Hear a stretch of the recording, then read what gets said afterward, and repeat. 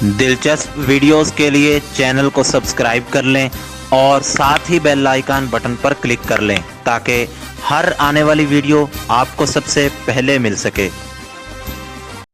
Episode 16 پیشکش میرے کارواں۔ دوسری جانب گمبھیر خاموشی طاری ہوگی۔ مجھے یوں محسوس ہوا جیسے وہ کسی اور شخص سے خسر پسر کر رہا ہو۔ اس سے پہلے کہ میں کوئی اور سوال کرتا اس نے جھنجھلاہٹ آمیز لہجے میں کہا، اگر تم مجھ پر بے اعتمادی ظاہر کر رہے ہو تو میں کیسے یقین کر لوں کہ تم فیصل کو میرے بندوں کے حوالے کرنے کے لیے نیک نیت تھے؟ تمہارا جھوٹ تو اسی بات سے پکڑا جا رہا ہے کہ تم نے پارک کے اندر جا کر ساحل کو چیک کرنے کی کوشش کی تھی۔ میری معلومات کے مطابق تم نے اس پارک کے اندر قدم بھی نہیں رکھا۔ میں آج دوپہر کے بعد سے سہیل کے حلیے میں سرگرم عمل تھا، اسی لیے چودھری کے آدمی مجھے پہچان نہیں پائے تھے۔ یہ خوشکن خبر تھی۔ البتہ گاڑی میں شہزاد کی بوکھلاہٹ نے فیصل پر میرا راز کھول دیا تھا۔ فی الحال یہ زیادہ تشویش کی بات نہیں تھی۔ فیصل جب تک ہماری تحویل میں تھا گویا حلیے کی تبدیلی والا راز بھی میری مٹھی میں تھا۔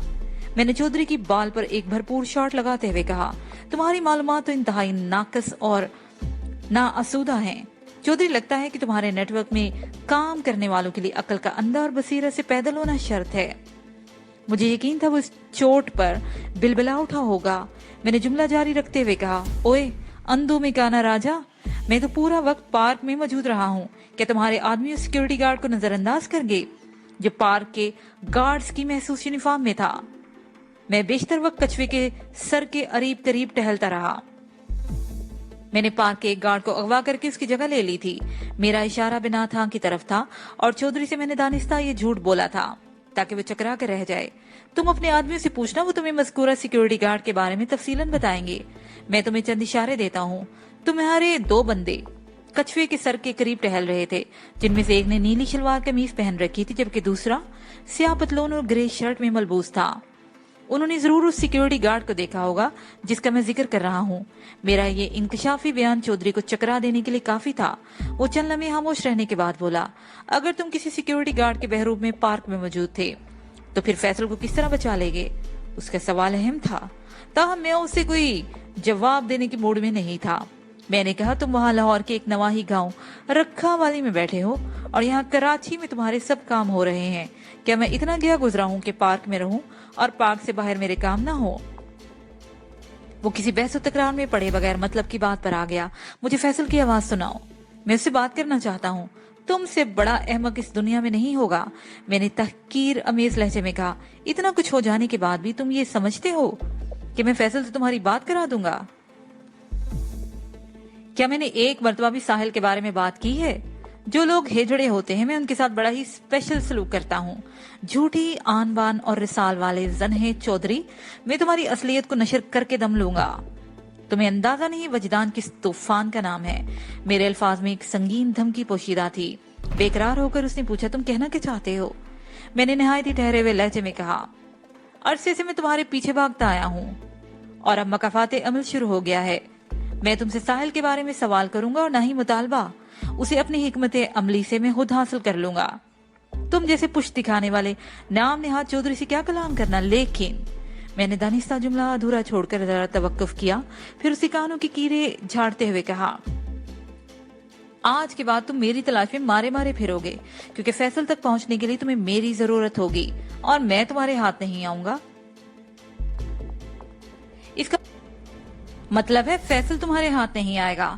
تم اس کی ایک جھلک دیکھنے کے لیے رو رو کر بینائی کھو دو گے اور میری وجہ سے پے در پے نقصانات اٹھاتے رہو گے۔ میں تمہیں، تمہارے چودھری اور تمہارے نیٹ ورک کو تار تار کر دوں گا۔ یہ وجدان کا وعدہ ہے۔ یہ مت بھولو کہ تمہاری ایک عزیز ترین ساتھی میرے قبضے میں ہے۔ اب اس بکواس کی کوئی اہمیت نہیں رہی۔ میں نے اس کی بات کاٹ کر کہا، جو ایک بار دھوکہ کرے وہ بار بار بھی کرتا ہے۔ تم میری نظر میں دنیا کے گھٹیا اور ذلیل ترین انسان ہو۔ میں نے کہا نا کہ ساحل کو حاصل کرنا میری ذمہ داری ہے۔ اسے کہیں بھی چھپا لو، میں اسے پاتال سے بھی کھینچ لاؤں گا۔ ایک مرتبہ پھر مجھے محسوس ہوا وہ اپنے پاس موجود کسی شخص سے سرگوشی کر رہا ہے۔ میرے ذہن میں خدشہ پیدا ہوا کہ وہ مجھے ٹریس کروانے کی مہم میں نہ لگا ہو۔ میں نے فوراً بدلے ہوئے لہجے میں کہا، ہاں اس تگدود میں وقت برباد نہ کرو۔ میں اس وقت کراچی کے ایک معروف پبلشر کے گھر سے بات کر رہا ہوں اور فون رکھنے کے بعد یہاں سے نکل جاؤں گا۔ میں نے پہلے سے ہی خفیہ مقام پر فیصل کو منتقل کر دیا ہے और आइंदा मिन्हास बाकर से भी कोई राब्ता नहीं रखूंगा। तुम इस तरफ का रुख करके कुछ भी हासिल नहीं कर सकोगे, कुछ भी नहीं। वजदान फोन बंद न करना, वो इस तरारी लहजे में बोला। मैं फैसल के सिलसिले में तुमसे, ये सिलसिला मुनक़ता हो चुका है चौधरी, तुम सुनो। वो भड़क उठा। No never, not at all. मैंने हतमी लहजे में फैसला सुना दिया। वो हकलाया। जज्बात की शिकस्तो रेहत में अल्फाज जुबान का और जुबान अल्फाज का साथ नहीं दे रही थी। तुम wish you bad luck for ever. दूसरी जानिब तो वो तुतला ही रहा था। मैंने पूरी संगदिली से रिसीवर क्रैडल कर दिया। चौधरी जैसे जुबान और मामलात के चूहे शख्स से मुज़ाकरात का कोई फायदा नहीं था। मैं इससे लाताल्लुक रहकर उसे ज्यादा नुकसान पहुंचा सकता था अगर मैं उसके राब्ते में न रहता होता और उसके नेटवर्क को मुसलसल कचुक्के लगाता रहता, तो ये उसके लिए नाकाबिले बर्दाश्त अजियत होती। वो झुंझलाता, कुड़ता और रफ्ता रफ्ता नफ्सियाती मरीज बनता चला जाता। अपने दुश्मन को यकमुश्त मारने से बेहतर होता है उसे किस्तों में हलाक करते रहो। कतरा कतरा मिलकर समुंदर बन जाते हैं। मैं भी चौधरी को हलकान करना चाहता था, हत्ता कि उसकी जुबान निकल आती और वो बेदम होकर मुंह के बल गिर पड़ता। थोड़ी देर के बाद मिन्हास बाकर मेरे पास आया और सवालिया नजर से मुझे देखने लगा। मैंने चौधरी से होने वाली अपनी गुफ्तगू से उसे आगाह किया तो वो हैरत भरे लहजे में बोला, वेल डन। फिर उसने पूछा, क्या वाकई चौधरी से राब्ता नहीं करोगे? मैंने जवाब दिया, फिलहाल तो यही फैसला किया है। मैं तुम्हारे फैसले को सराहता हूँ। उसने कहा, बिल्ली चूहे वाला ये खेल ज्यादा दिलचस्प और सनसनीखेज होगा, लेकिन एक बात मुझे उलझन में डाल रही है। कौन सी बात? मैंने इस्तफसार किया। मुझसे राब्ता ना रखने वाली बात। उसने कहा, वो तो मैंने चौधरी को गुमराह करने के लिए कहा था। वो तो पहले ही कुछ कम गुमराह है। मिन्हास की इस बात पर मुझे हंसी आ गई। मिन्हास एक निहायत ही संजीदा तबाशस था और हंसी मजाक की बात बहुत ही कम उसकी जुबान से सुनने में आती थी, लिहाजा मेरा हैरान होना फितरी बात थी। मैंने उस तबसरे पर महफूज होते हुए मिन्हास बाकर से पूछा, आपने क्या बंदोबस्त किया है फैसल के सिलसिले में? बहुत ही जानदार इंतजाम करके आ रहा हूँ भाई। वो अपनी महसूस संजीदगी से बोला, हम चौधरी के लौंडे को ऐसी जगह शिफ्ट करेंगे जहाँ भूले भटके से भी दुश्मनों का ध्यान नहीं जा सकता। मैंने चौंक कर उसकी तरफ देखा। ऐसी कौन सी जगह हो सकती है जनाब? वही बंगला जहाँ फैसल को आज शाम तक रखा गया था। ये आप क्या कह रहे हैं जनाब? तुम क्यों उलझ रहे हो? मिन्हास बाकर मुख्तसर सा जुमला बोलकर चंद लम्हात के लिए खामोश हो गया। उसने बिल्कुल दुरुस्त कहा था। बंगले वाली बात पर मैं वाकई उलझ कर रह गया था। वो बात ही ऐसी थी। कुछ पूछने की बजाय मैं सवालिया नजर से उसे देखने लगा तो वो वजाहत करते हुए बोला, मैंने भी बख्तियार कामिल से बात की है। उसने मुझे पूरी रिपोर्ट दी है कि पुलिस ने उस नामुकम्मल बंगले पर पहुंचकर कार्रवाई मुकम्मल कर ली है। तुम्हारे बयान के मुताबिक वहाँ 3 लाशें और 2 जख्मी और एक शख्स बेहोश पड़ा था, लेकिन पुलिस ने वहाँ 5 लाशों की बजाय 4 लाशें बरामद की हैं। बेहोश शख्स वहाँ कहीं भी नहीं पाया गया। इस तरह बंगले के बाहर में भी अकब में वो रेंज रोवर खड़ी दिखाई नहीं दी। वहाँ सिर्फ GTO 125 खड़ी थी। मैंने मिन्हास की बात काटते हुए हैजानी लहजे में पूछा, इसका मतलब है कि बेहोश शख्स हिलाफे तवक्का कबल अज वक्त होश में आ गया था और वो बासनमा दराज कामत अपने 2 शदीद जख्मी साथियों को शूट करने के बाद रेंज रोवर में वहां से फरार हो गया है? एग्जैक्टली। मिन्हास बाकर ने कहा, यही बात करीब तरीन कही जा सकती है और करीने कियास भी है। मैंने कहा, जनाब ये तो बड़ी ही गड़बड़ हो गई है। अगर वो दराज कामत बेहोश शख्स पुलिस के हत्थे चढ़ जाता तो हमारी पोजीशन ज्यादा साफ रहती। अब पता नहीं पुलिस वाले उन लाशों से क्या मतलब अहज करें। हमारी पोजीशन इस सूरत में भी बहुत ही साफ है। वजदान, वो पूरे इत्मीनान लहजे में बोला, मैंने बख्तियार कामिल से रिपोर्ट लेने के बाद मुतलका थाने भी फोन किया था। इस मामले की तफ्तीश करने वाले पुलिस अफसर से मेरी बात हो चुकी है। उसका कहना है कि 2 मुखालिफ मुजरमाना गिरोह इस बंगले में टकराए हैं। हम किसी भी तौर इस मामले में मुलव्विस नहीं समझे जा रहे। बेहोश शख्स के गायब होने से इसलिए भी फर्क नहीं पड़ता कि वहां की दीवारें और छत हमारी गैर मुतल्लकी की गवाही दे रही हैं।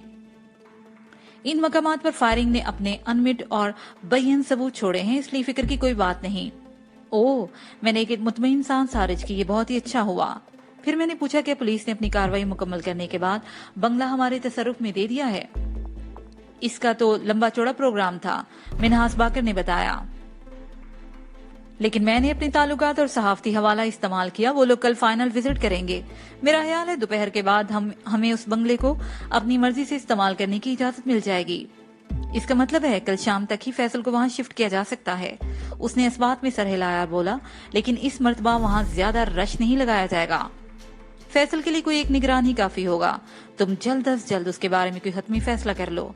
बहरहाल उसे ज्यादा अरसे के लिए इस कदर कैदोबंद में नहीं रखा जा सकता। वो तुम्हारा शिकार है, उसके मुस्तकबिल का फैसला भी तुम ही करोगे। ठीक है, मैंने मानी हेज अंदाज में कहा। मैं 2-4 रोज में उसकी किस्मत का फैसला कर लूंगा। जरा मैं जेडी मलिक और गुलाम जिलानी की हैरो आफियत जान लूं। जितनी जल्दी मुमकिन हो सके फैसल वाले मामले को निपटा लो। मिन्हास ने कहा, तुम्हारे सर करने के लिए भी बहुत से पहाड़ बाकी हैं। फैसल के बारे में कोई हतमी फैसला करने के लिए ताजा तरीन सूरत हाल से आगाही जरूरी है। मैंने कहा, चौधरी नवाजिश ने मुझसे जितना बड़ा धोखा किया है उसका एक खतरनाक पस मंजर जरूर है। मैं इस पस मंजर को जानना चाहता हूँ। अगर साहिल को मेरे हवाले किए बगैर फैसल को मुझसे छीनने की कोशिश की गई है तो इसका मतलब यही है कि उन्होंने बहुत कुछ सोच रखा है और बहुत कुछ तय कर रखा है। तुम बिल्कुल ठीक कह रहे हो, वो उस बात में गर्दन हिलाते हुए बोला। चौधरी नवाजिश हो या शोएब गौरी, इन लोगों का नेटवर्क बहुत ही फाल है। इसमें नेटवर्क के करता धरता लोगों से कुछ भी बाइद नहीं। मैंने एक फौरी ख्याल के तहत पूछा, मिन्हाज साहब, आपके दफ्तरी इस्तेमाल वाली ग्रीन हाई रूफ शाम वाले मार्के में बड़ी ही सरगर्म रही है। मैं आपको बता चुका हूँ कि उसकी चेजिंग में थोड़े वक्फे के लिए एक पुलिस मोबाइल भी शामिल रही है। मुमकिन है कि हमारी हाई रूफ का नंबर वगैरह पुलिस के रिकॉर्ड पर आ चुका हो, लिहाजा कुछ अरसे के लिए इस गाड़ी को मंजरे आम पर नहीं आना चाहिए। मुझे खदशा है कहीं पुलिस वाले बंगले पर होने वाली चांद मारी को इस कार चेजिंग से नत्थी ना कर दें। मैं एक लम्हे से मुतवक्किफ हुआ, फिर बात को जारी रखते हुए कहा, अगर ऐसा हुआ तो ग्रीन हाई रूफ हमारे लिए मुश्किलात खड़ी कर सकती है। तुम्हारी बात में वजन है, लेकिन ये भी तो सोचो कि वाकई हमारी गाड़ी का नंबर नोट कर लिया गया है और उस नंबर के जरिए भी हमारा सुराग लगाया जा सकता है। बहरहाल वो चंद लम्हे सोचने के बाद बोला, मैं चंद रोज के लिए ग्रीन हाई रूफ को मंजर से हटा दूंगा। वैसे भी उसमें हमारी हांसी टूट फूट हो चुकी है। इसे भरपूर आराम और महाराना मरम्मत की जरूरत है। और उसके साथ ही वो गहरी नजर से मुझे देखते हुए बोला, मैं सोहेल को कुछ अरसे के लिए छुट्टी दे दूं ताकि तुम उसके रूप में आजादाना घूम फिर सको। और पिछले दिनों मुझसे छुट्टी के लिए वैसे भी उसने कहा था। फिर मिन्हास बाकर ने बताया कि सोहेल का ताल्लुक फैसलाबाद से है। उसके वालिदैन वहां रहते हैं, अलबत्ता फैमिली के बहुत से लोग कराची में सेटल थे। इस हंगामी मुलाकात के बाद मैंने कहा, इस वक्त फैसल आपके बंगले के एक बाथरूम में बंद है। क्या कल दोपहर या शाम तक वो वहीं रहेगा? मजबूरी है। उसने कंधे उचकाए। बंगले की मुकम्मल क्लियरेंस के बाद ही उसे वहां मुंतकिल किया जा सकता है। मिन्हास ने गंभीर लहजे में कहा, फैसल वाला मामला अभी तक मेरी फैमिली के इल्म में नहीं आया। अगर घर के फर्द में से किसी को मालूम हो गया तो घर में से एक शख्स को हथकड़ी लगाकर बाथरूम में बंद किया गया है तो गड़बड़ हो जाएगी।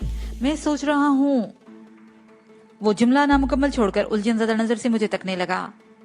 मैं उसकी परेशानी को बड़ी ही वजाहत से समझ गया था। फैसल को बंगले के अंदर कैद रखने वाला मामला वाकई ही बहुत नाजुक था। मिन्हास ने मेरी दोस्ती में तो कह दिया था कि कल शाम तक फैसल को यही रखेंगे, लेकिन तकनीकी तौर पर यह दुरुस्त नहीं था। मैंने उसकी मुश्किल आसान करने की खातिर ठहरे हुए लहजे में कहा, मिन्हास साहब ऐसा करते हैं, फैसल को कुरंगी शिफ्ट कर देते हैं। कल शाम को उसे बंगले पर मुंतकिल कर दिया जाएगा। कुरंगी क्यों और किस जगह? उसने सवाल किया। मैंने भटाई कॉलोनी के आखिरी हिस्से में वाक़या शहजाद के खुफिया ठिकाने का जिक्र किया और कहा, हम गुज़श्ता रात पूछगछ के लिए इसको फवाद को वहीं लेकर गए थे। इसके अलावा शहजाद के पास सरजानी टाउन में भी एक ऐसी ही महफूज जगह है। बस एक रात, बल्कि आधी रात और आधे दिन की बात है, फवाद वाला वाक़या उसके इल्म में था। वो मानीहेज अंदाज में गर्दन हिलाते हुए बोला, शहजाद हासा चलता फुरता किस्म का बंदा है, मैंने इसीलिए उसे तुम्हारे साथ लगाया था। वो लम्हा भर को खामोश हुआ, फिर फैसला कुन लहजे में बोला, सरजानी टाउन तो शहजाद का दूसरा किनारा है। इस वक्त हम डिस्ट्रिक्ट साउथ के एहतमाम पर बैठे हुए हैं। अलबत्ता भटाई कॉलोनी यहाँ से ज्यादा फासले पर नहीं है, उधर का रुख करना ज्यादा मुनासिब होगा। मैं शहजाद से बात करता हूँ। फिर अगले ही लम्हे उसने शहजाद को भी वहीं बुला लिया और इस मसले पर तबादला ख्याल हुआ, जिसके नतीजे में यही तय पाया कि फैसल को सरदस्त भटाई कॉलोनी वाले ठिकाने पर मुंतकिल कर देते हैं और इसकी निगरानी के लिए शहजाद खुद वहां पर मौजूद रहेगा। वाजिया रहे कि इस वक्त आजकल की तरह भटाई कॉलोनी में इस कदर वुसअत नहीं आई थी और शहजाद का वो खुफिया ठिकाना आबादी से खासे फासले पर समुद्र के नजदीक था। फैसल वाला मामला तय पा गया तो मिन्हास बाकर ने मुझसे पूछा कि तुम ये रात यहीं गुजारोगे ना? उस वक्त हम दोनों के सिवा कमरे में और कोई मौजूद नहीं था। शहजाद फैसल को थोड़ा खिलाने पिलाने की गरज से वहां से हट गया था। फैसल का बायां कंधा शदीद जख्मी था। मेरे अंदाजे के मुताबिक गोली गोश्त के अंदर थी। गोली को बरामद करने के बाद मुनासिब ट्रीटमेंट जरूरी था और ये खतरनाक नतायज का सामना हो सकता था। इस सिलसिले में भी मैंने शहजाद को खसूसी हदायत दे दी थी। फैसल की तीमारदारी के लिए जिन चीजों की जरूरत पेश आ सकती थी वो मैंने उसे बता दी। वो लाख दुश्मन सही और करोड़ दुश्मन का बेटा सही, लेकिन जब तक वो मेरी कस्टडी में था, इंसान होने के नाते उसकी इंतहाई जरूरियात का ख्याल रखना मेरा फर्ज बनता था। सवाल करने के बाद मिन्हास जवाब तलब नजर से मुझे देखते हुए बोला, मैंने कहा कि मेरी तो ये ख्वाहिश है कि मैं तारिक रोड वाले फ्लैट पर चला जाऊं। मैं तुम्हारी ख्वाहिश के रास्ते में दीवार नहीं बनूंगा, वो मोतदिल अंदाज में बोला। मैं तो ये बात इसलिए पूछ रहा हूं कि वो बहुत बेचैन हो रही है। 2-3 मरतबा वो तुम्हारे बारे में मुझसे पूछ चुकी है। वो कौन? बेसाख्ता मेरे मुंह से निकला। मैं जरगुल की बात कर रहा हूँ। ओह, मैं एक तवील सांस खारिज करके रह गया। जरगुल आज शाम मिन्हास बाकर की फैमिली के साथ वलीमे की तकरीब में शिरकत के लिए हैदराबाद गई थी, और जब से ये लोग वापस आए थे मेरी उससे मुलाकात नहीं हो सकी थी। जरगुल की बेकरारी बजा और बरमहल थी। वो मेरी मुहिम के बारे में जानने के लिए मुस्तरिब होगी। मिन्हास ने मजीद कहा, अगर आप लोग यहाँ रुकना चाहते हो तो मैं आप दोनों के लिए शब बसरी का अलग बंदोबस्त करवाता हूँ। मेरा ख्याल है कि हमारा फ्लैट पर जाना ही ज्यादा मुनासिब होगा, मैंने हतमी लहजे में कहा। लेकिन जब तक मैं फैसल को भटाई कॉलोनी वाले ठिकाने पर छोड़ नहीं आता, जरगुल यहीं रहेगी। वापसी पर मैं उसे अपने साथ ले जाऊंगा। मिन्हास बाकर ने मेरी बात से इत्तफाक किया। फिर जरूरी अमूर निपटाने के लिए हम अपनी अपनी जगह पर मसरूफ हो गए। ग्रीन हाई रूफ को फिलहाल बाहर निकालना खतरे से हाली नहीं था। लाइट ग्रीन हुंडा सवक हम नामुकम्मल बंगले पर छोड़ आए थे। अलबत्ता मालूम करने पर मुझे पता चला कि येलो हुंडाई बंगले पर मौजूद थी। फैसल की मुंतकिली के लिए टैक्सी नुमा उस गाड़ी को इस्तेमाल करना ज्यादा मुनासिब और महफूज था। ठीक 2 बजे रात हम मिन्हास बाकर के बंगले से रवाना हुए। ड्राइविंग सीट पर शहजाद मौजूद था। मैं फैसल के साथ अकबी नशीस पर बैठा हुआ था। फैसल को कंट्रोल करने के लिए नींद का इंजेक्शन दे दिया गया था। इससे कबल उसे थोड़ा खिला पिला भी दिया गया था। हमने भी चंद लुकमे डिनर के नाम पर अपने मेदू में उतार लिए थे। फैसल की आंखों पर पट्टी बांधने की जरूरत महसूस नहीं की गई थी। वो आंखें मूंदे खामोश बैठा था। मैंने उसकी गर्दन को नशीस की पुश्तगाह से टिकाने के बाद उसके कंधे पर अपना बाजू चढ़ा दिया, ताकि दूर से देखने वालों को ये महसूस हो कि हम बेतकल्फी से बैठे हुए हैं। किसी हंगामी सूरत हाल से निपटने के लिए शहजाद ने एक लोडेड कलाशनकोफ और एक पिस्टल भी साथ रख लिया था। अलावा अजी हल्की सर्जरी और मरहम पट्टी का जरूरी सामान भी हम साथ ले आए थे। फैसल के कंधे में से गोली निकालना बेहद जरूरी था। येलो हुंडाई ने भी क्या किस्मत पाई थी। वो जब से मेरे तसर्रुफ में आई थी उसके नसीब खुल गए थे। पहले हमने इसे इस्तेमाल करते हुए करम अपार्टमेंट्स में फवाद वाला मामला निपटाया। बाद इसी गाड़ी में फवाद को भटाई कॉलोनी वाले ठिकाने पर ले जाया गया, और अब फैसल भी इसी पीली सवारी की मुसाफरत का लुत्फ उठा रहा था। इस सफर के दौरान में मेरा जहन बरकरफ्तारी से साहिल के बारे में सोच रहा था। मैं उम्मीद कर रहा था कि आज की रात हम दोनों एक ही छत के नीचे गुजारेंगे। गुज़श्ता चंद रोज हमने जिस करबनाक हजर में गुजारे थे वो कई सदियों पर भारी थे। जुदाई में बीते हुए एक एक लम्हे को शुमार करना मैं जानता था। वसल की घड़ियों में यकटुक में साहिल का दीदार करना चाहता था, लेकिन सब कुछ मलिया मेट हो गया। चौधरी की दगाबाजी ने मेरी उम्मीदें और आस दोनों पर पानी फेर दिया था। ये एक ऐसी शिकस्त थी जिसका दाग मैं चौधरी के खून से धोना चाहता था, चाहे वो खून फैसल ही की शक्ल में क्यों ना हो। चौधरी नवाजिश अली ने ये शिकस्त बेटे को दाव पर रखकर मेरे हिस्से में डाली थी। गोया फैसल की भेंट चढ़ाकर उसने मुझे तोड़ने की कोशिश की थी। मुझे यकीन नहीं आ रहा था कि दुनिया में ऐसे भी बाप होते हैं जो अपनी औलाद को फैसल की तरह दाव पर लगा देते हैं। ये खुली हकीकत थी और आंखों देखे सलमिये को झुटलाना मुमकिन नहीं था। हम बगैर किसी बदमज़गी के बगैर शहजाद के ठिकाने पर पहुंच गए। ये एक इत्तफाक ही था कि गुज़श्ता रात भी 2 बजे ही हम यहाँ आए थे। फवाद ने इस ठिकाने पर निहायत ही अहम राज उगले थे। ईस्ट के पास सिराजुद्दीन और गुलाम जिलानी का ताल्लुक मेरे लिए बहुत ही मालूमात अफजा था। फिर शाज़लीन भी एक दिलचस्प और सनसनीखेज किरदार साबित होने वाली थी। 120 गज रकबे पर मुश्तमिल शहजाद के इस ठिकाने में सिर्फ एक ही कमरा बना हुआ था, जिसमें एक सिंगल बेड था। 2 कुर्सियां और एक मेज रखी थी। बेड के नीचे एक पुराना सा संदूक भी मौजूद था। इस संदूक को देखकर मैंने अंदाजा कायम किया था कि इसके अंदर टार्चर का सामान होगा। गुज़श्ता रात उस संदूक को खोलने की नौबत नहीं आई थी, मगर आज सबसे पहले शहजाद ने उसी संदूक को खोला।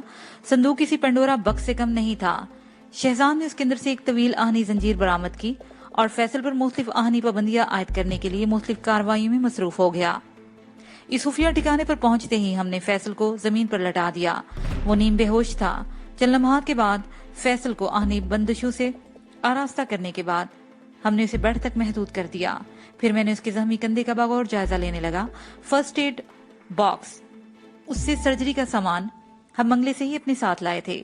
اس بات کی تصدیق ہونے کے بعد کہ گولی فیصل کے جسم میں موجود ہے، شہزاد کی تشویش میں بے پناہ اضافہ ہو گیا۔ وجدان گولی نکالنے سے پہلے اسے نیند کا ایک اور انجیکشن نہ دے دیں؟ وہ فیصل کو دیکھتے ہوئے بولا، سرجری کے دوران میں اسے بے پناہ تکلیف ہوگی اور اس کی نیند کا ٹوٹ جانا لازمی ہے، پھر یہ جس طرح ڈکرائے گا وہ ہمارے لیے خطرناک ثابت ہو سکتا ہے۔ میں نے فرسٹ ایڈ کٹ کھول کر اس کے اندر نگاہ دوڑائی، پھر مطمئن انداز میں گردن ہلاتے ہوئے کہا، مزید کسی انجیکشن کی ضرورت نہیں، اسے بہت زیادہ گہری نیند میں پہنچانا بھی خطرناک ہوگا، اس کی تکلیف کا بندوبست میں لوکل سے کروں گا۔ لوکل؟ شہزاد نے الجھن زدہ نظر سے مجھے دیکھا۔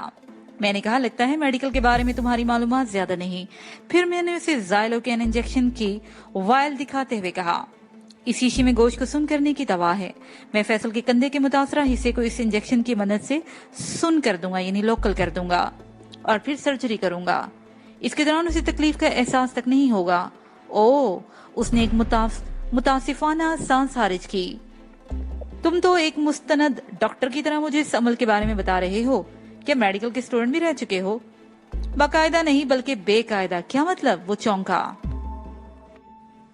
میں اس گفتگو کے دوران میں اپنا کام بھی جاری رکھے ہوئے تھا۔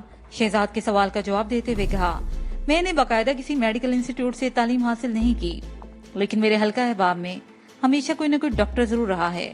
ان لوگوں کی صحبت میں مجھے بہت کچھ سیکھنے اور سمجھنے کا موقع ملا ہے۔ اس نے اچانک پوچھا، ان دنوں تم کس ڈاکٹر کی صحبت سے وابستہ ہو؟ ڈاکٹر صدف۔ بے ساختہ میرے منہ سے نکل گیا۔ وہ حیرت سے میری طرف دیکھتے ہوئے بولا، صدف؟ میں نے تو اس نام کی کوئی لڑکی تمہارے آس پاس کبھی نہیں دیکھی۔ میں نے اسے صدف کے بارے میں کچھ تفصیل بتائی، پھر فیصل کی جانب اشارہ کرتے ہوئے کہا، یہ شخص صدف ہی کی مہربانی سے میرے ہتھے چڑھا ہے۔ اس کے بعد میں نے شہزاد کو صدف کے عسکری فن کے بارے میں بھی بتا دیا۔ وہ حیرت اور دلچسپی سے میری بات سنتا رہا، پھر جوشیلے لہجے میں بولا، میرے اندر صدف سے ملنے کا اشتیاق پیدا ہو گیا ہے۔ انسان کے اندر اگر کسی شے کو شوق پیدا ہو جائے تو پھر وہ جلد یا بدیر اپنے مقصد کو حاصل بھی کر لیتا ہے۔ میں نے اپنے ہاتھوں کو مصروف رکھتے ہوئے کہا، انشاءاللہ بہت جلد تم صدف سے ملاقات کرو گے۔ یہ بات میں نے بے دہانی میں ایسے ہی کہہ دی تھی، میں نہیں جانتا تھا کہ مستقبل میں صدف سے کب اور کہاں ملوں گا۔ صدف کے تذکرے نے میرے ذہن کے اندر اس کے خیال کو اجاگر کر دیا تھا۔ وہ ایسی لڑکی تھی بھی نہیں جو کسی جھونکے کی طرح آئے اور گزر جائے۔ وہ بڑی ہی جاگزیں اور تاثر انگیز شخصیت کی مالک تھی۔ ذہن میں اس کا تصور روشن ہوا تو پھر اس کی باتیں اور گھاتیں یاد آنے لگیں۔ اگر وہ اس موقع پر یہاں موجود ہوتی تو مجھے کسی ماہر سرجن کی طرح کام کرتے دیکھ کر حیرت زدہ رہ جاتی، اور پھر میرے لیے جواب دہی مشکل ہو جاتی کہ میں نے یہ فن کہاں سے سیکھا ہے۔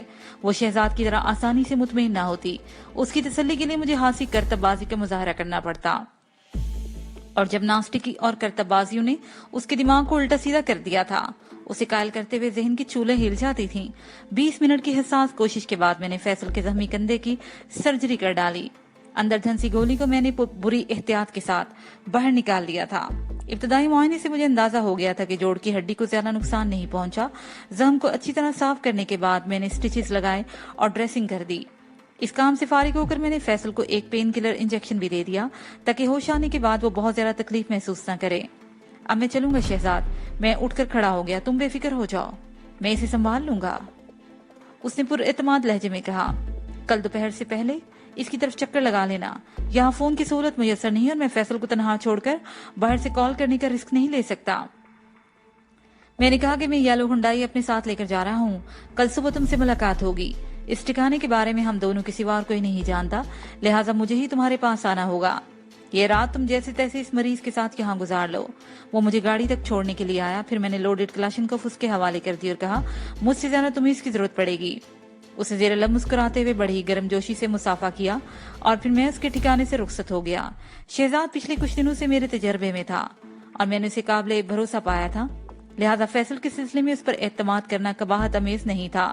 لگ بھگ 3 بجے میں منہاس باقر کے بنگلے پر پہنچ گیا۔ اس کے سوا گھر کے باقی افراد سوچ چکے تھے۔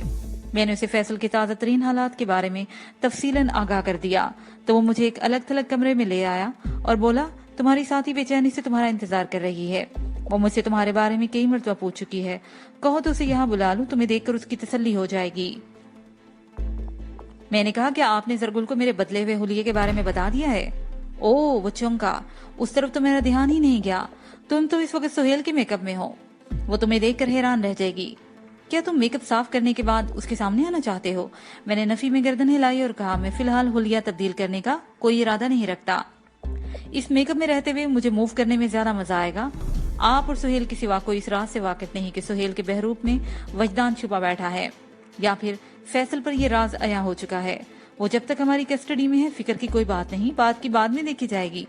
ابھی تو میں نے آپ کے میک اپ ماسٹر نسیم جوہر سے بہت کچھ سیکھنا ہے.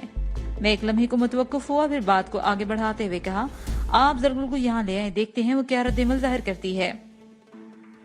چند لمحات کے بعد زرگل میری نظر کے سامنے آ گئی. منہاس نے مجھ سے ملوانے کا کہہ کر لایا تھا. جب بھی وہ الجھن زدہ انداز میں کبھی مجھے اور کبھی منہاس باقر کو تک رہی تھی. میں نے اس کے استجاب کو ختم کرنے کی خاطر کہا بیٹھ جاؤ زرگل، یہ میں ہی ہوں وجدان. آواز کی مانوسیت سے اس کا چہرہ کھل اٹھا. تحیر امیز آواز میں بولی تم اپنی ہولی کے ساتھ کیا کیا ہے؟ جو بھی کیا ہے. کیسا ہے؟ میں نے استفسار کیا. تفصیل تمہیں بعد میں بتاؤں گا. ونڈرفل، اس نے میرے سوال کے جواب میں کہا. اگر تم آواز بدل کر بولتے تو یقین جانو میں تمہیں پہچان نہ پاتی. میں نے ٹھہرے ہوئے لہجے میں کہا دشمنوں کو دھوکہ دینے کے لیے ایسے حربے آزمانے پڑتے ہیں. اب میں دوسروں کے لیے سہیل ہوں مگر اپنوں کے لیے وجدان ہی ہوں. تم اس فرق کو ذہن نشین کر لو. وہ اس بات میں سر ہلاتے ہوئے بولی دشمنوں کے ذکر پر یاد آیا کہ تم آج شام چودھری نواز علی سے ایک بہت بڑی ڈیل کرنے والے تھے، اس کا کیا بنا؟ میں نے کہا اس کے بارے میں تمہیں تفصیل سے بتاؤں گا لیکن فلیٹ پر چل کر. وہ باز نہ آئی اور پوچھ بیٹھی تمہارے لہجے سے تو شکستگی جھلک رہی ہے. اس سے اندازہ ہوتا ہے کہ ساحل والا معاملہ گڑبڑ ہو گیا ہے. کہ میں صحیح کہہ رہی ہوں؟ زرگل نے میرے چہرے کو بڑے ہی واضح انداز میں پڑھ لیا تھا. ساحل کا قصہ اب اسے ڈھکا چھپا نہیں رہا تھا. جو باتیں میں نے اسے بتائی تھی اس نے بہت سی باتیں حالات اور واقعات سے بھی احس کر لی تھی. زرگل کا شمارہ میرے مخلص ساتھی میں ہونے لگا تھا، لہذا اسے کچھ چکر دینا مناسب نہیں تھا. میں نے صاف گوئی کا مظاہرہ کرتے ہوئے کہا تمہارا اندازہ بالکل درست ہے. اس سے پہلے کہ زرگل اس سلسلے میں مزید کوئی بات کرتی منہاس باقر نے کہا وجدان اگر تم نے جانے کا ارادہ کر ہی لیا تو پھر دیر نہ کرو. رات کا بہت ہی کم حصہ باقی ہے، تمہیں سونا بھی ہوگا. میں اٹھ کر کھڑا ہو گیا اور کہا کہ یلو ہنڈائی کے علاوہ کوئی گاڑی مل جائے تو زیادہ اچھا ہوگا. پھر اضافہ کرتے ہوئے کہا اور ہاں کل آپ مجھے ایک نئی گاڑی دلوائیں گے. میں تمہارا مقصد سمجھ رہا ہوں. وہ کچھ سوچتے ہوئے بولا تم میرے ذاتی استعمال والی سفید شیرٹ اپنے استعمال میں لے آؤ، میں یلو ہنڈائی میں دفتر چلا جاؤں گا. منہاس باقر علی الصبح اپنے اخبار کے دفتر میں چلا جاتا تھا. تھوڑی دیر کے بعد ہم اس کے بنگلے سے رخصت ہو کر طارق روڈ والے فلیٹ کی جانب روانہ ہو گئے. راستے بھر زرگل ولیمے کی تقریب کے بارے میں بتاتی رہی. وہ ابھی تک اسی ڈریس میں تھی اور ہلکی پھلکی جولری کے ساتھ وہ کسی اور ہی دیش کی مخلوق نظر آ رہی تھی. اس کے حسن اور جوانی میں کلام نہیں تھا. سلیقے کے بناؤ سنگار سونے پر سہاگا کر رہے تھے. صحیح معنوں میں اس پر نظر نہیں ٹک رہی تھی. اگر کوئی اور موقع ہوتا تو اس کے ساتھ بھرپور دل لگی کی جا سکتی تھی، لیکن میرا دل بہت ہی بوجھل تھا، اس لیے ہوں ہاں کرتا گیا.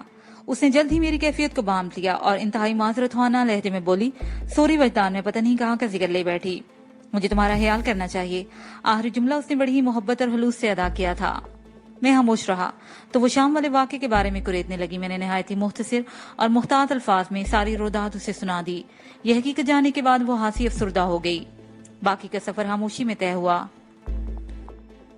میں کچھ بولا اور نہ ہی زرگل نے کوئی بات کی اور گاڑی کے اندر مزمحل سکوت طاری رہا. اس جذبات شکن فضا میں سفر کرتے ہوئے ہم فلیٹ پر پہنچ گئے. جب ہم نے فلیٹ کے اندر قدم رکھا تو رات کے 3:30 بج رہے تھے. آج کا پورا دن ہنگامہ خیز گزرا تھا اور ایک لمحے کو بھی آرام نہیں ملا تھا. میدان عمل میں آگے بڑھنے کے لیے تھوڑا آرام ناگزیر تھا. لباس تبدیل کیے بغیر میں نے زرگل سے کہا مجھے شدید نیند آ رہی ہے، تم بھی سونے کی کوشش کرو، باقی باتیں صبح ہوں گی. اگر تم فریش اپ ہو جاتے تو اچھا تھا.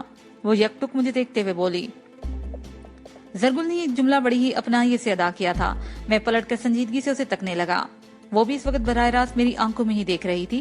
وہ زیادہ دیر تک مجھ سے نگاہ نہ ملا سکی اور متذبذب لہجے میں وضاحت کرتے ہوئے کہنے لگی کل رات تم نے مجھے سلایا تھا، آج یہ فریضہ میں ادا کروں گی.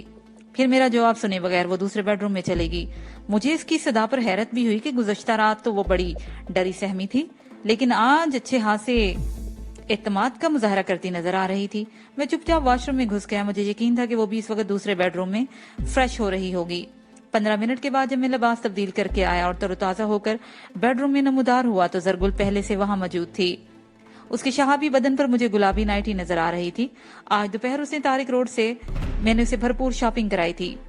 یہ اسی شاپنگ کا ایک حصہ تھی. زرگل ایک دراز قامت اور گھوری چٹی پشتون دوشیزہ تھی. गुलाबी रंग उसके हुस्न में चार चांद लगा देता था। लाहौर में फरीद पाशा के बंगले पर जब उसने नायला का गुलाबी लिबास ज़ेबतन किया था तो उसके हुस्न से नजर चुराकर मैं ज़ेरी मंजिल में उतर आया था। उस वक्त भी गुलाबी नाइटी में वो क़यामत ढा रही थी। गुज़श्ता रात वाला डर, खौफ और अंदेशा हाय दूर दराज कहीं दिखाई नहीं देता था।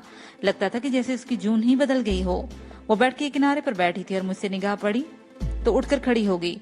मैंने मानी है इस नजर से उसे देखा। उसके लबों पर बड़ी ही शीरीं मुस्कुराहट खेल रही थी। आंखों में अनगिनत तिलस्माती कहानियों का नशा था। मैं देर तक उससे निगाह न मिला सका और उसके हाथ की तरफ इशारा करते हुए मुतलातम लहजे में पूछा, ये क्या है? कोकोनट ऑयल है, वो दिल अवेज अंदाज में बोली। फिर हाथ में मौजूद नीले रंग की एक छोटी बोतल मुझे दिखाते हुए कहा, ये वॉशरूम के कैबिनेट में रखी थी, मैं उठा लाई हूँ। मैंने हैरानगी वाले अंदाज में से देखा। रात के इस पहर जरगुल मुझे किसी मोम में से कम नहीं लग रही थी। शायद ये इसका रोबे हुस्न था जो मेरी कुव्वते मुशाहिदा को मफलूज कर रहा था। मैं जो कुछ देख रहा था उसे समझ नहीं पा रहा था और कुछ भी समझ नहीं आ रहा था, और जो समझ आ रहा था उसे बयान करना आसान नहीं था। मैं ये फैसला करने से कासिर था कि जरगुल नाइटी में झलक रही है या वो नाइटी उसके गुल बदन पर छलक रही है। इसके साथ ही ये पार्ट अपने इख्तिताम को पहुंचा।